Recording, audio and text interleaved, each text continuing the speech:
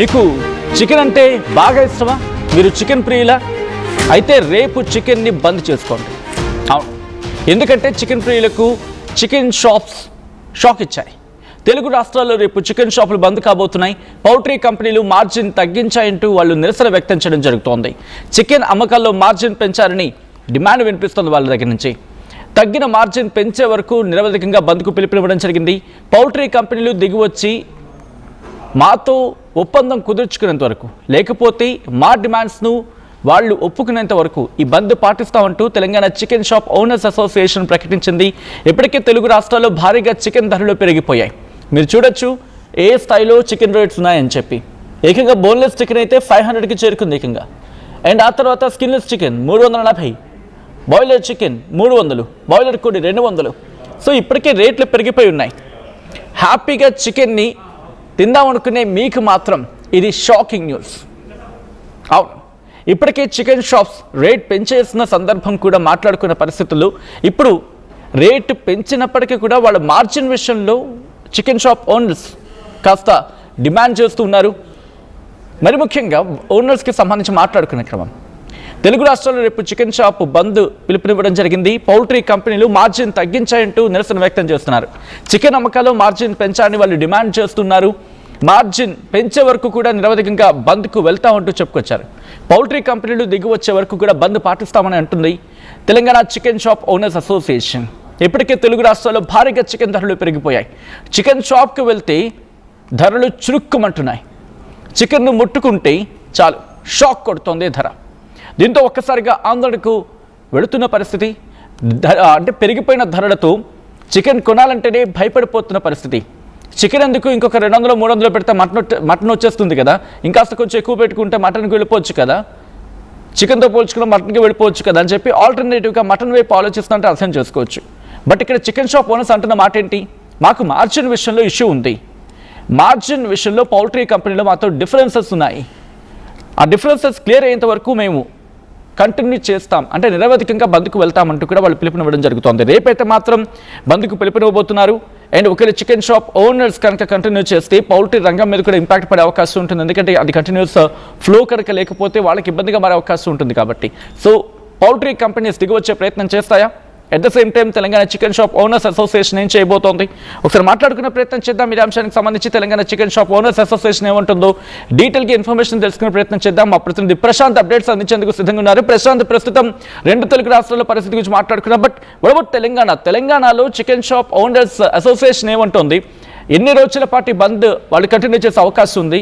ఎటువంటి డిమాండ్స్ వాళ్ళు తెర మీద తీసుకురావడం జరుగుతోంది ప్రశాంత్?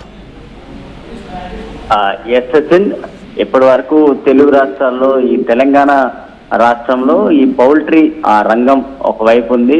దాని నుంచి వచ్చే ప్రోడక్ట్ తోని సేల్ చేసుకుంటూ ఈ చికెన్స్ షాప్ మేనేజర్లు కూడా నడుస్తున్నాయి. సో ఒకవైపు ఈ చికెన్ రేట్లు అన్ని కూడా ఆకాశాన్ని తాగుతున్నప్పుడు సో వ్యాపారం కొంతమేరకు తగ్గుతోంది అని చెప్తున్నారు. రీసెంట్ గా కమర్షియల్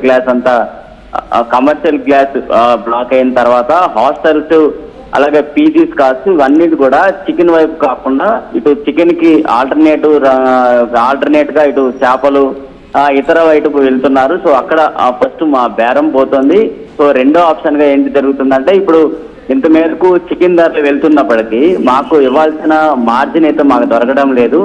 అట్లీస్ట్ కిలోకి గతంలో 18 రూపాయల నుంచి 20 రూపాయల వరకు అందించేవారు. ఇప్పుడు అది కూడా మార్జిన్ తగ్గించుకుంటూ కూడా వెళ్తున్నారు. మేము మెయింటెనెన్స్ ఏ విధంగా చేయాలనేది మాత్రం ఇక్కడ షాప్స్ తాలూకా మేనేజ్మెంట్ అయితే కోరుకుంటున్నారు. సో రేపటి నుంచి నిరవధికంగా సమ్మె చేయడానికి కూడా వారు పిలుపునివ్వడం అయితే జరుగుతోంది. మరి దీనికి సంబంధించి పౌల్ట్రీ రంగానికి యజమానులు కావచ్చు, మిగతా వారు కూడా ఎవరు కూడా దీనిపైన ఇంతవరకు స్పందన అయితే రావట్లేదంటూ కూడా ఈ షాప్స్ తాలూకా మేనేజ్మెంట్ అయితే ఇప్పటి వరకు అయితే చెప్తున్నారు. సో వారు ఇక్కడ 2 పద్ధతుల్లో అయితే జరుగుతుందని చెప్తున్నారు. సో అక్కడ పౌల్ట్రీ రంగానికి సంబంధించి అక్కడ ఏదైతే ఆ కోడి తయారైన తర్వాత అక్కడి నుంచి బయటకు వచ్చిన తర్వాత ట్రాన్స్పోర్టేషన్ ఛార్జ్ కావచ్చు, దాని తాలూకా మెయింటెనెన్స్ కావచ్చు, మొత్తం మేమే భరిస్తున్నాము. ఆ పౌల్ట్రీ వారు ఎక్కడా కూడా దీనికి సంబంధించి వారు ఏం పట్టించుకోకుండా వదిలేస్తున్నారు. ఒకవేళ కోడికి ఏమైనా డిసీజ్ ఉన్నా చనిపోయినా సరే ఆ బాధ్యతలు మేమే తీసుకుంటున్నాము, పౌల్ట్రీ వారు తీసుకోవడం లేదంటూ కూడా ఇప్పుడు చికెన్ షాప్ తాలూకా మేనేజ్మెంట్ అయితే చెప్తున్నారు. సో ఇప్పుడు చికెన్ రేట్లకు సంబంధించి దాదాపు 360 రూపాయలు పైగా చికెన్ ధర వెళ్తోంది. మరి ఈ ధర ఇంత కస్టమర్ వచ్చి కొనడానికి కూడా అంత మేరకు ఆసక్తి చూపకపోవడం, ఇతర ప్రోడక్ట్ల మీదకి వెళ్తూ ఉండడం, సో ఇక్కడ వ్యాపారం తగ్గుతుంది అంటూ కూడా చెప్తున్నారు. మరి మార్జిన్ కనుక పెంచి ఇస్తే వ్యాపారం కొనసాగిస్తాము చికెన్ షాపులకు సంబంధించి, లేకపోతే ఈ షాప్స్ ని కొంత మేరకు మేము నిరవధికంగా షాప్ ని క్లోజ్ చేస్తామంటూ కూడా చెప్పడం అయితే జరుగుతోంది. సో ఒకవేళ ఈ షాప్స్ కనుక క్లోజ్ చేస్తే ఆ పౌల్ట్రీ రంగం పూర్తిగా వాళ్ళు కూడా నష్టపోయే అవకాశాలు ఎక్కువగా కనిపిస్తున్నాయని చెప్పుకోవచ్చు. ఎందుకంటే ఆ పౌల్ట్రీ రంగంలో తయారైన కోళ్ళు అన్ని కూడా ఫ్లోలో బయటికి రావాల్సిందే.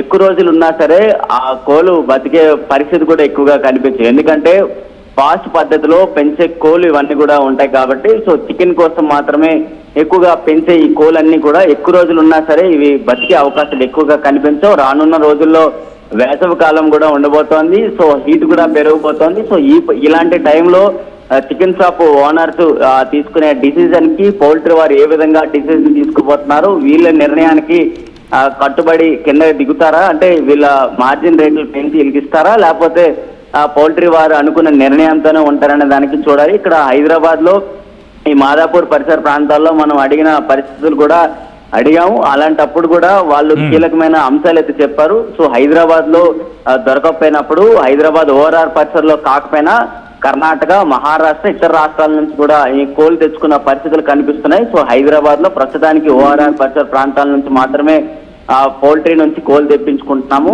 సో మరి భవిష్యత్తు ఏ విధంగా ఉండబోతుందంటే, సో ఇక్కడ మాట్లాడిన తర్వాత దీనిపైన పూర్తి స్పష్టత ఇస్తామంటూ కూడా ఇప్పటికైతే చికెన్ షాప్ ఓనర్స్ అయితే తెలుపుతున్నారని చెప్పుకోవచ్చు. సచిన్. రైట్ ప్రశాంత్, ఒక్కసారి మీ లైన్లో ఉండే ప్రయత్నం చేయండి.